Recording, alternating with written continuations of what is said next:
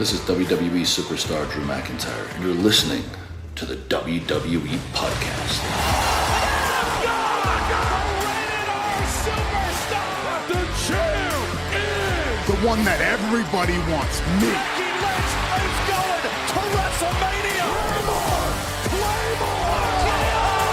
Austin 316 says I just whipped your ass. This is my idol. You're going to acknowledge me. Welcome to the WWE Podcast. Everybody, thank you so much for joining me here on this rare Thursday, or rather Friday edition from me anyway. You'll hear Anthony DeMarco with the rivalries later today, but right now we're going to be talking about day one. We're going to talk about the card. This is going to be a more of abbreviated version. I don't have a ton of time today to give you, obviously co-hosting is still off the table for now. It's coming back soon. But I'm just going to give you my quick thoughts and my predictions. So I apologize if you're looking for a much more in-depth version of the preview show. It's just the timing of the pay-per-view on a Saturday kind of messes with my schedule. But I will be doing a live stream on TikTok during the show. So follow me on TikTok at the WWE Podcast. I may not stream the whole time, but as close to the start time as I can, I will be streaming live, so you'll be able to see my reactions live.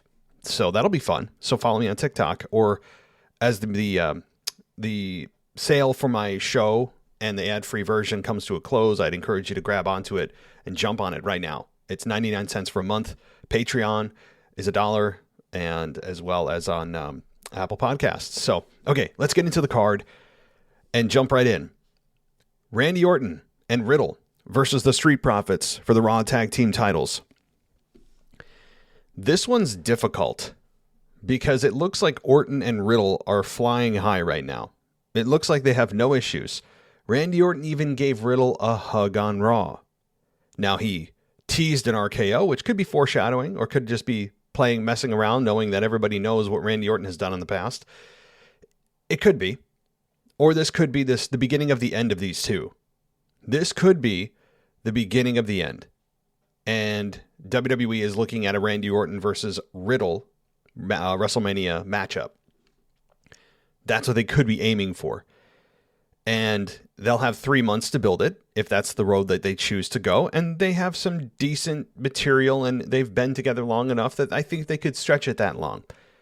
But this is the first time you look at this team and matchup and go, this could be the first time that they're actually challenged for the championship, the first time that they have a real chance of losing it. And so what's my prediction after all of that? I'm going to go a little bold and say they're going to drop the belts. They're going to drop the belts to the Street Profits. This won't be the split of them yet. They'll tease the tension over the next several weeks, maybe coming to a head at Rumble.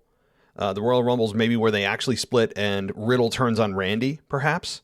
I think that everybody is expecting Orton and Riddle turning heel. Why not? Riddle's a beloved, easy-to-like character. I can't believe I'm saying that. But he kind of is with Orton. And I think that this is where they drop the belts, beginning the start of the end of these two individuals to a match, of course, at WrestleMania. That's what I think. Okay.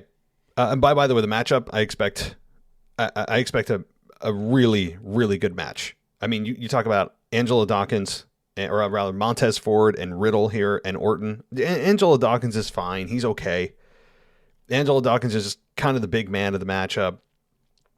And he's not as dynamic, obviously, or as intriguing, as engaging as Montez Ford is. Montez Ford is the star. I've said that many times. So I expect still a very good matchup. Very good. Orton and Riddle drop the belts. Okay, let's get to maybe one of the most boring matches on the card. And I hate to say that with Drew McIntyre, but it's true. Drew McIntyre versus Madcap Moss. There's got to be more to this, right? There's got to be more to this. It can't just be Madcap Moss versus McIntyre. There's got to be. I'm sure Baron Corbin's going to get himself in there. I'm sure, or Happy Corbin. I'm sure he's going to interject himself somewhere. So the money heavily is on Drew McIntyre winning, like to a point that it's hilariously lopsided. But that's why I'm scared about this pick. That's what makes me a little bit edgy and a little bit on edge, looking at this saying, something's not right. Something smells afoul here. What am I missing? Yes, Corbin's going to get involved. He'll do his best. There's something here that I'm not seeing. Or it could literally just be exactly what it is. Drew McIntyre continues to roll, destroying Madcap Moss, destroying Corbin when he tries to interfere. And then Drew McIntyre moves on to his real opponent next. Or maybe declares himself into the Royal Rumble after this show, or on the SmackDown after this show. Maybe that's exactly what this is. It just is a get Drew on the card, give him a little bit of momentum, and he'll declare himself in the Rumble. Which, by the way, is always hilarious to me that stars can just declare themselves in the Rumble. It's the only match you can just declare yourself a part of, and management can't do anything. But yet sometimes they say you have to qualify for certain people. Other people, they just declare it, and they're okay. Management's okay with it. There's no rules or regs on this. So if wrestlers are smart, they would just come out here and say, hey, I'm declaring myself. I don't have to qualify because I declare it. So it's ridiculous. So we'll see a whole bunch of that over the next 3 weeks leading into the Royal Rumble. But I mean, I'm going to say Drew McIntyre wins. It scares me because this is so insanely obvious that Drew wins. But that's what I'm going to go with. Becky Lynch versus Liv Morgan for the Raw Women's Championship. I still say Becky retains here to give Liv more, I don't want to use the M word, more support. How about that? See, I can come up with synonyms. I don't know if support is a synonym for momentum, but it's close. So Liv Morgan's going to lose here in another cheating fashion by Becky Lynch. That'll hopefully ignite the crowd even further to want to see Liv Morgan as champion. The WWE is still gauging. They're still kind of testing the waters to see how deep our support for Liv runs. So this is not the time, if you're a Liv Morgan fan, to let your guard down and be apathetic, because I think WWE is listening very closely to the Liv Morgan reaction and support on social media and in person, of course. So I do believe that Becky Lynch cheats to win again. Somehow, some way she does something. I don't know if it's the ropes again, the tights, an eye poke, something hook or crook. Becky Lynch is going to cheat once again to win. It's not Liv Morgan's time. I don't believe it is. While I think she would make a fine champion to defeat Becky Lynch, who has not been beaten for that Raw Women's Championship in 3 years. Yes, 3 years. I don't think it's Liv Morgan's time yet, but it's going to be another stepping stone towards WrestleMania. Don't forget, guys, as I've said, and I say this every year because I'm smarter than most people, which is actually a complete lie. That said, I always say every year, watch out for heel champions going into WrestleMania, especially the months leading to, the months just preceding or just prior to, because they want heel champions most of the time going into WrestleMania, because the babyface chase to the championship to the top of the mountain of Mania is a much better story to tell than a babyface champion going in where heels are chasing them into WrestleMania. That's why I always err on the side of heels winning on the pay-per-views preceding the WrestleMania card. So, okay. So Becky Lynch retains in a match that I think is going to be fun as well. I expect this to be as good or better than their last one. So I think it's going to probably be a 12 to 15 minute fun match. Edge versus The Miz. This one also scares me. This one also really scares me because, again, logic would dictate that The Miz loses. However, Edge got the one up on the Raw going home to the pay-per-view, which is not always a hard and fast rule that the person getting the advantage going into the pay-per-view loses. But it's usually a good way to gauge perhaps how the match could go. It's a strong indicator, but not a definitive one.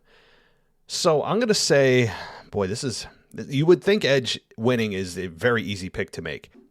So that said, I'm still going to go with Edge. It's the logical choice. The Miz is not on Edge's level in terms of stardom, star power.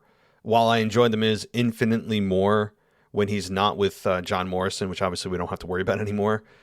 The Miz with Maurice is way more tolerable as a character. It's not channel changing heat anymore.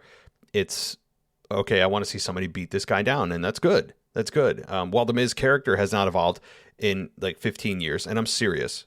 I want anyone to challenge me that the Miz character has evolved in a very progressive, successful way. He's using the same exact catchphrases that he's been using for 15 years. It seems like when my hand goes up, your mouth goes shut. Okay, that I can't believe people are still reacting to that. I would just not even react. That's the best way to stop something and give WWE a message that they love to send out to us, is to not react. That's the best thing to do. If you hate something truly, don't boo it. Because Vince will say, well, you hear that noise? It's noise. No. So if he's gauging anything on noise, no matter what the noise is, don't make any noise if you really don't like something. So that said, the Miz character has not evolved. He looks the same. He has not aged at all. His catchphrase is the same. He still dresses the same. As The Rock once put it, he dresses like a homeless Power Ranger. It's true. I don't know. The Miz character, again, tolerable and fine the way it is. If they're going to keep it this way without John Morrison, totally fine. Totally fine with this. But no one can tell me that the Miz character has evolved. He has not at all. Okay, but anyway, Edge wins. Edge wins. I don't feel 100% on this at all because it's scary that somebody's going to interfere and screw Edge, leading to a program with that person versus Edge. But I'm going to say Edge wins.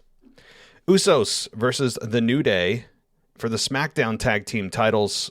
I'm a little bit nervous about this one too. This is a difficult card now that I'm going through it for the second time. I went through it before the show started. But looking back, I'm like, looking again, this is not as easy as it may seem at all. So these two teams have fought each other, in a measurable amount of times. Now, that's not really a complaint, given that they are so good together that it's always a joy to watch. As insufferable as the characters are of The New Day, and the fact that they should not exist at all, doesn't take away from the fact that they are really good in the ring together, given that they're all four of these men are very good performers, and they have a ton of experience in the ring together. They know each other's styles, moves, everything. There's nothing that you have to worry about from a match quality perspective. I expect a very good matchup. And the question then becomes, though, who's going to win? This is difficult. This really is. I say the Usos retain because the New Day don't need the effing championships. The New Day hasn't needed a tag team championship in about 5 years. At this point, it's about just upping the number of times that they're champions, which I don't really care about. And so I still say the Usos win. That's my official pick, but I could see a scenario in which the New Day do take the belts because of Xavier's king gimmick, and now he has gold. He's lushed in gold, my subjects. And hear ye, garbage. Can we just do away with the King of the Ring tournament? If this is all we're going to produce out of it, are people, and really Queen of the Ring tournaments, Queen's Crown, it's Queen of the Ring. Can we just do away with them if all anyone's ever going to do with it is just pretend to adopt an accent and call people subjects and use scepters and crowns and like all of these props that mean nothing? Can we just do away with it if that's going to be the ultimate outcome for whoever wins? It's childish. I don't care if it was a babyface doing it that I actually liked. I think it's childish. You don't need to, for the rest of your life, wear a crown and a scepter and a robe around, playing pretend. I don't know. I mean, again, it doesn't help that Xavier, who I can't stand more than most anybody except Kofi, who's worse on the roster, that doesn't help. But I don't, even Zelina Vega, who I love Zelina Vega, I don't like what they're doing with her, because while she's getting the time and attention, which is great, and getting victories, which is great, you also have a very predictable outcome of whoever wins just immediately adopts this pretend king or queen gimmick. Why do we do this? Can't it just mean more? Can't the victor of those tournaments mean more than just playing pretend and dress up for the next several months? Like, actually giving them an opportunity at a championship? Because if they're truly the king or queen of the ring, well, hell, wouldn't they want an opportunity at the top championship? Wouldn't logic dictate that? That's what I would love. If you're going to keep these champion tournaments around, make them mean more than just a slight change in gimmick and adopting silly accents and wearing props around for the next 6 months. You have exceptions, sure. You have Booker T. Very rare exception who adopted it, but took it seriously. See, that's the difference. Booker T took it seriously. He had Queen Charmel. It worked. He was getting real heat. He was completely an anomaly with this adaptation of that King character. It worked, but that's an exception to the rule. So anyway, Usos win. Not very confident about that one either, though. I think Usos retain, but I'd give it like 60-40. Roman Reigns versus Brock Lesnar for the Universal Championship. This one also, to me, is easy. I know that many people are predicting that Brock Lesnar could walk away with the championship. I really don't think so. Look, this is going to be a fun match. You know, it's always fun when you see Brock Lesnar in the ring. Yes, we've seen Roman and Brock many times, but this feels like two different characters now because it's been so long, and they're two totally different characters on top of it. You have Butcher Brock, and you have heel Roman. They feel fresh, even though they've been together many times. So I understand the argument for Brock Lesnar winning, but again, you're going into WrestleMania. You usually want a heel champion going into WrestleMania. Not all championships are going to be held by heels, but the majority of them will and should. There's an argument against Brock winning. Brock is also not the future of WWE. He has a very limited contract. From what I understood, it was 18 months. We're 6 months into that now. So he's got about a year left on his contract with WWE. Who knows if he'll renew. You don't want to waste a huge win like that on Brock Lesnar. And I don't mean to say to waste it on Brock, but Brock is a specialty attraction. He's not your everyday, I can build my entire roster around this guy type of personality. He's not that guy anymore. This isn't 2002. So to me, that there's another big argument against it. On top of the fact that Roman Reigns is on a mega run. I mean, an epic, career-defining, generational run. And I mean that. I don't say that lightly. I don't. There is something to be said for what Roman is doing right now. And many of us who asked and complained and ranted for many years about Roman being a heel, I don't think even us, the collective we who asked for that, could have expected this type of a run. This is epic right now. Great stuff by Roman Reigns. And Creative and Paul, who have been all involved in this. That said, you know, there's the third argument against it. What's the argument for it? Oh, a shocking win. Roman Reigns loses. Oh, okay, creates headlines, a buzz, people cheer and go, yeah, all right, Roman's dethroned. Now what? Now what? You ended the reign for Brock Lesnar. And I think people also resented when Brock Lesnar beat The Undertaker's streak. Brock at that time at WrestleMania 30 was not the future of WWE. And people to this day, 8 years later nearly, still resent that. It was not the right choice. I didn't think it was then. Many people didn't. And I think we have been proven right over the last 8 years that it was not the right choice. That you don't want to have the streak be beaten by a guy that is still a part-time guy, that is here for the paycheck, is an all-time performer, is a legend in the business, but not somebody you can build around. And now if you did it again with Roman to have Brock beat Roman's streak and take this championship away, I think people would be a little bit pissed. They'd be excited in the moment, but I think long-term you go, oh, well, that was cool, but wait a minute. We just blew the 400 and some day reign for Brock. What about this young person? What about that young talent? What about, there's no real good argument for Brock other than the shock value and, all right, a babyface finally defeated Roman Reigns. That's it. That's not a strong one. So I would say the argument against Brock winning is much stronger than for it. Roman Reigns retains. Hook or crook, kind of a Becky Lynch situation, hook or crook. And probably the Usos getting involved. Paul Heyman's going to play a big role in this. I don't know what he's going to do. Probably end up turning on Brock and aligning himself with Roman Reigns here. I absolutely expect Paul Heyman to show up here and screw Brock Lesnar purposefully.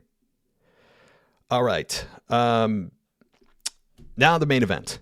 Big E, Seth Rollins, KO, Bobby Lashley for the WWE Championship. This one, guys, stay the hell away if you have money on it. I would advise stay away. A lot of these matches on the card, stay away. Stay away. The only one, if I was going to pick one match out of the entire card that I feel the most confident about and to put money on, I'd say Becky Lynch beating Liv Morgan. That's the most confident I feel about any victories, followed closely by Roman Reigns defeating Brock Lesnar. Those are the two that I feel the most confident about. But if you have any inkling of putting money down on a match, this is not one to do it for, because a case could be made for almost every competitor. I think the least likely is Bobby Lashley winning. followed closely by KO, then Seth, and then Big E, who I think is the favorite to win.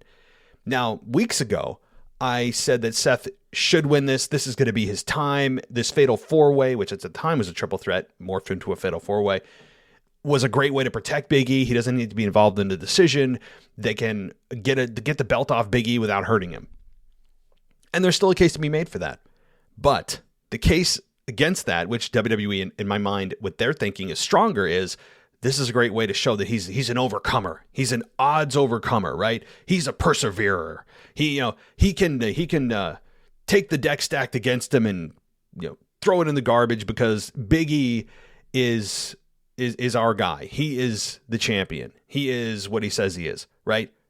That's unfortunately, I think, what they're thinking. So, what is my official pick? Sadly, Big E retains. I don't want it. I don't need it. I don't want to be anywhere near this. But I think Big E retains, where they can say in a nice video package to be yet developed, and Big E overcomes the odds, right? You can hear Michael Cole or Corey Graves, or wait a minute, no, he's on Raw. So you can hear Jimmy Smith and Byron Saxton losing their minds over Big E overcoming the odds. And don't forget, we will be reminded of the Fatal 4-Way rules at least 3 or 4 times before and after the match, or before and during the match, that the champion doesn't need to be involved in the decision, because none of us understand that. And by the way, why Fatal 4-Ways and triple threats and multi-person matches is automatically, by default, no DQ is insane. It doesn't make sense. Because just because more people are involved, how does that automatically institute a no disqualification match? Tell me how that works. Somebody may say, well, what if so-and-so hits the other person with a chair? Is the match over? Because that person decided, no, here's what you do. Say Kevin Owens uses a chair on Seth Rollins. Okay, Kevin Owens gets disqualified. He's out of the match. Now it's a triple threat. End of subject. You hurt yourself. You don't screw the whole match over and screw everybody over. You yourself pay the consequences, not everybody else. That's the answer to this. But they won't do that. They won't do that. And this is a no disqualification match by default. And I think of course, this match is going to have an insane amount of false finishes. Bobby at one point will look like he's going to win. KO will look like he's going to win. Seth is going to look like he'll win. They're all going to have their spots and moments, ultimately leading to Big E hitting the big belly flop on somebody, probably KO, to get the win. That's probably what's going to happen. I think that's choice number one. The second option is Seth Rollins. I think you could easily make a case for Seth, who has been really good in finding himself, finding his footing, finding his character. He's been great. And I think Seth Rollins finally has come into his own after about a year and a half of flip-flopping around and here and there, and gimmicks that didn't work, did work, and he's found it. And there's a case to be made for Seth. So I think it's either Seth or Big E. Seth is a close second, and I'm rooting for Seth. But I think Big E ultimately comes away with this simply because they want to be able to say he's going to overcome the odds. They feel like his reign hasn't been quite long enough. But the other thing is, if you're going to take the belt off him, maybe at the next pay-per-view, why would you not want to protect him now if the goal is to protect him and have him not involved in the decision? So Big E wins. I'm going to cry. I'm going to rant. But if Seth wins, I'm going to be peeing my pants. Okay. So I won't put that on my live stream. I promise. So that is the abbreviated version of our preview show for day one. I know it's a lot shorter than normal. Usually I have Ashley on, and but with the pay-per-view being on a Saturday and my sleep schedule with my daughter, all that kind of stuff, it's in New Year's, it's just a mess. So I wanted to crank this out as quickly as I could. I now have to get back to my screaming children, which I can't believe you can't hear them in the background. So thank you, everybody, for listening. Please consider going ad-free on Patreon. Join us on Discord there, by the way. If you join at $1, you get the Discord server where we're all going to chat during the show. And also on Apple Podcasts. Click subscribe with the ad-free button right there for 99 cents. That sale's coming to a close very, very soon. Everybody, thank you so much. I will be back with the day one review show. Hopefully that night, depending on how things go in my home, of course, with children screaming. and crying and not sleeping. But if not, I will be doing a combo review and weekend review show on Sunday. It'll be a mega show Sunday, or I'll be doing my normal weekend review Sunday and a review show Saturday night. It's one of the two. One of the two is going to happen, I promise. So thank you, everybody, for listening. As always, take care. I'll talk to you next time, and Happy New Year. Thanks for listening to the WWE Podcast. Don't forget to subscribe on your favorite podcast app so you don't miss a show, or head to WWEpodcast.com. And for all of these shows ad-free, head over to patreon.com/WWE Podcast. Until then, we'll see you next time.